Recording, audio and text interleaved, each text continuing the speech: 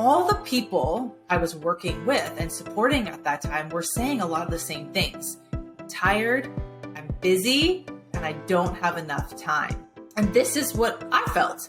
And I was giving them systems, I was giving them assistance, but I felt like everything was a Band-Aid because people were still unhappy or disgruntled or dissatisfied. And it mirrored what I was experiencing as well at that stage of my business. And so I paused in that place of like, I'm unhappy. Yes, my business was successful. It was thriving. It didn't matter how much money I was making at that point because when I was with my children, I was guilty for wanting to spend more time in my business. And when I was in my business, I felt guilty because I should be spending more time with my children.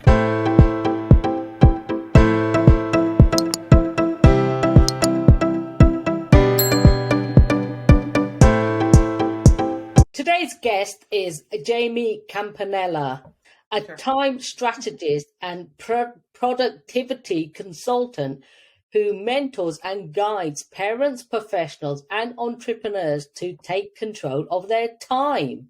She is the curator and principal facilitator of the Time Power program that gives people the essential tools and strategies to avoid overwhelm and tame chaos so they can regain control of their time for good. Welcome, Jaimee.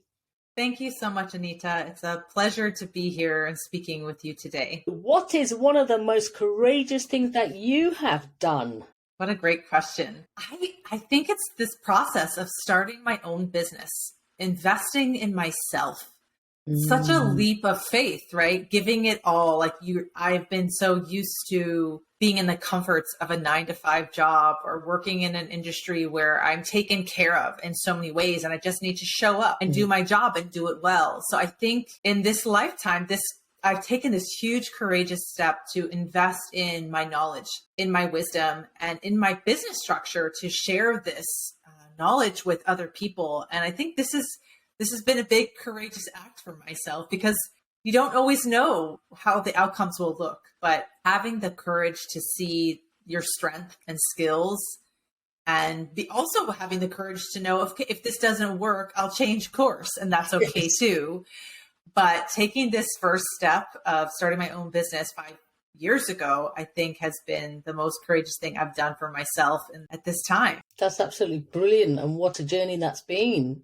Yes. So what took you on your journey of being a time strategist? Did this naturally fall into place, or is this from your experiences? Yeah, it's interesting. So I've always had a systems background in time management and organization and structures. So that was always kind of my wheelhouse. Business management, structure, systems, efficiency. And so when I left nonprofit, actually, I decided to start my own business, and I was a service provider for individuals, consulting, helping them revise business structures, helping them get assistance with different projects and tasks. And then I scaled into a virtual services agency because great news was I was successful and people heard about my reputation and wanted to work with me. And it was amazing. And it started to grow and grow and grow. And I started experiencing burnout. Waves of burnout, exhaustion. And the whole reason I started this venture was I wanted to have quote unquote time freedom. I wanted to have the experience of being present for my family as my children were young. I didn't want to miss out on these special moments. So I thought, I'm going to work from home. I'm going to be available for all those things. But as my business grew, I lost sight of that. I was working until 2 a.m. I wasn't spending time with my children. I was burnt out. I was exhausted. And all the people I was working with and supporting at that time were saying a lot of the same things. I'm tired. I'm busy. And I don't have enough time. And this is what I felt. And I was giving them systems. I was giving them assistance. But I felt like everything was a Band-Aid because people were still unhappy or disgruntled or dissatisfied. And it mirrored what I was experiencing as well at that stage of my business. And so I paused in that place of like, I'm unhappy. Yes, my business was successful. It was thriving. Well done.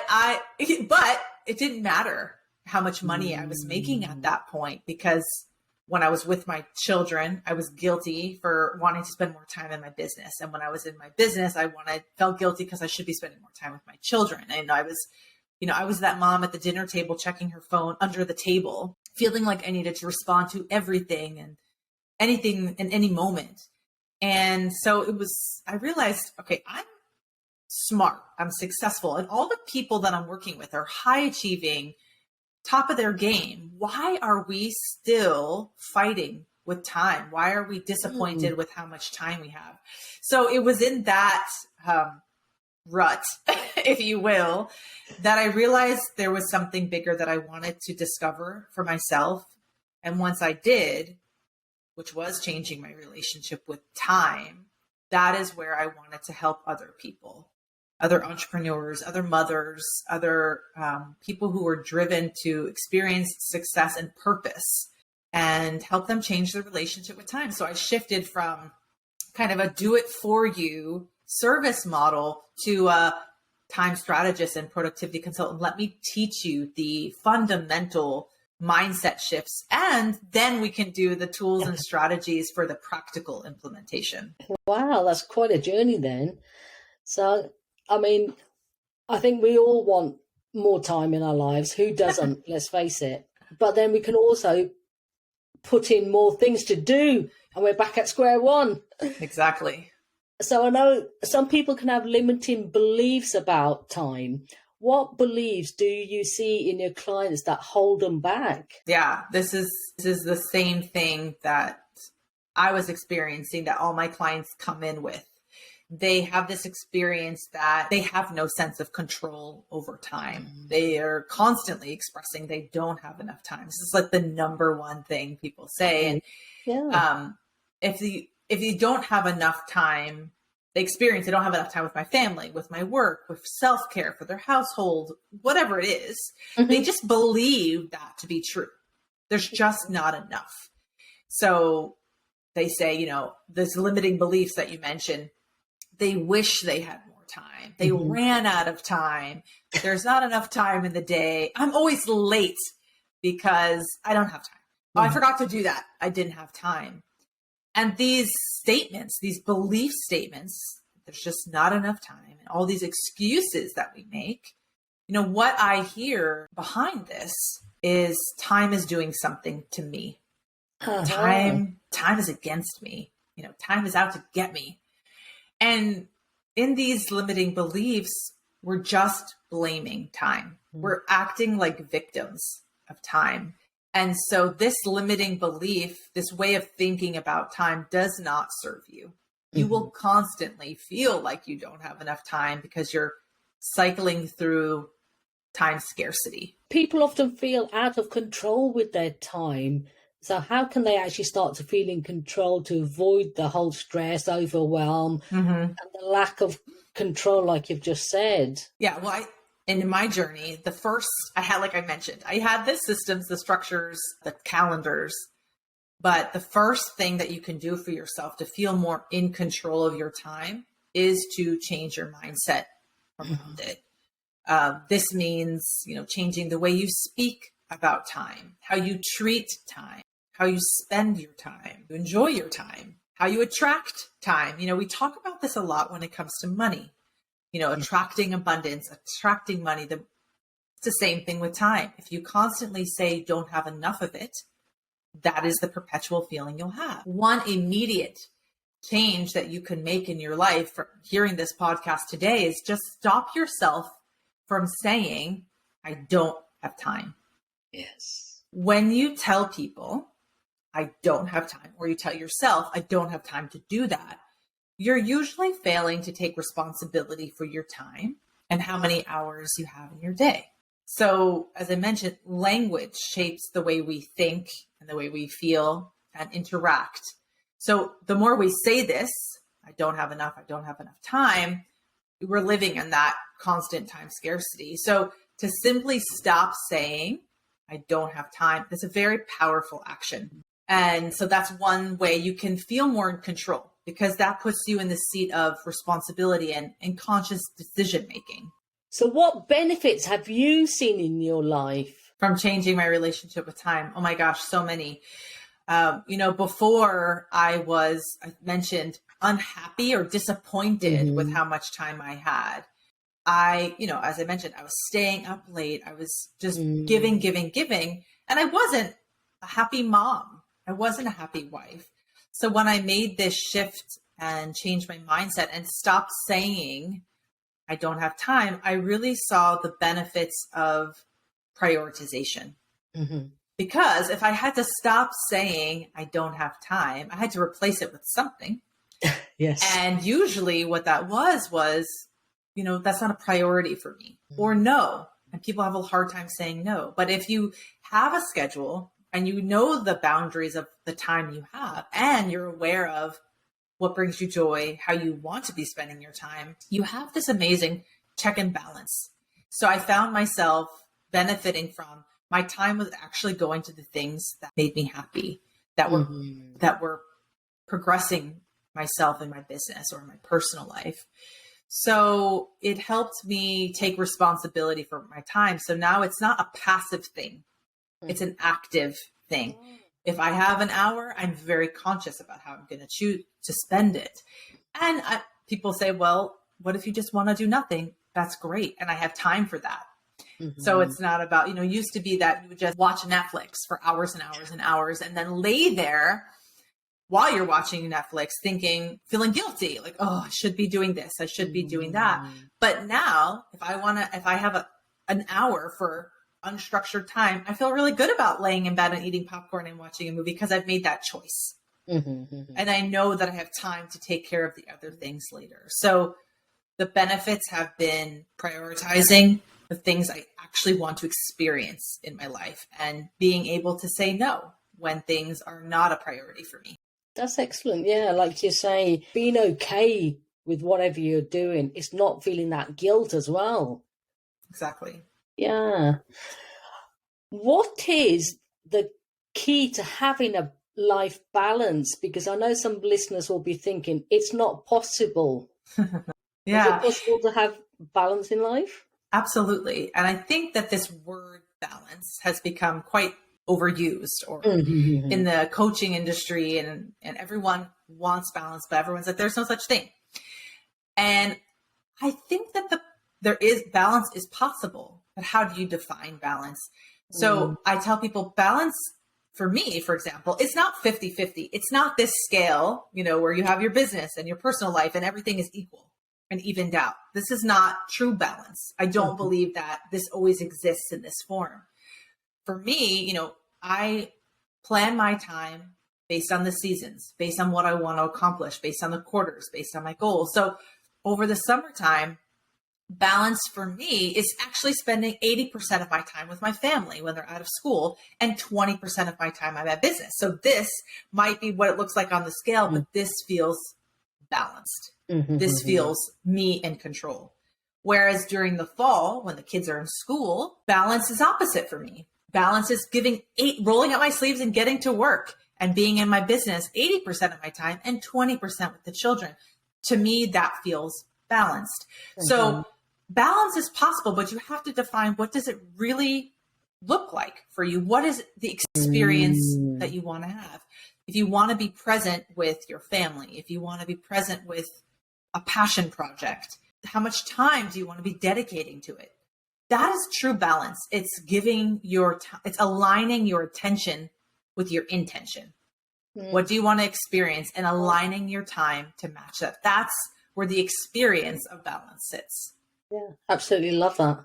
So what makes what you're doing different from other methods like time management tools? Sure. Yeah. And there are so many time management tools out there. And a lot of them work, and a lot of them are preferences. I teach time blocking. I teach you so many practical ways of managing your time. What makes me and my method different is I start with the mindset shifts around time. Because this has been my true experience. I could make you an amazing calendar, an amazing project management tool. I can get you the most amazing team to support your endeavors. I can teach you how to clock your time to the minute. It doesn't matter. If you don't have the right appreciation for your time, if you're not clear about your purpose and your goals, time will always feel like it's just being taken away from you, or time is flying by.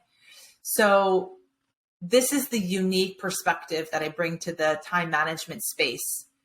It's as a time strategist, it's teaching you how to appreciate your time, to have the right relationship with your time, so that your schedules, your calendars, they are all in alignment with what you truly want to experience. Yeah, that's brilliant. And I think that slightly touches on my next question, because that was, how can one make the most of the time they have without having to give in to something? Because we're always pulled in different directions. So, yes. I think there's a couple steps that one can take with this. And so many people have no idea where their time is going. They just feel like they don't have enough of it, or they're packing their schedule more and more, taking on more and more. They don't even know their limit of when to say no. So I always recommend starting with a little audit, a time audit.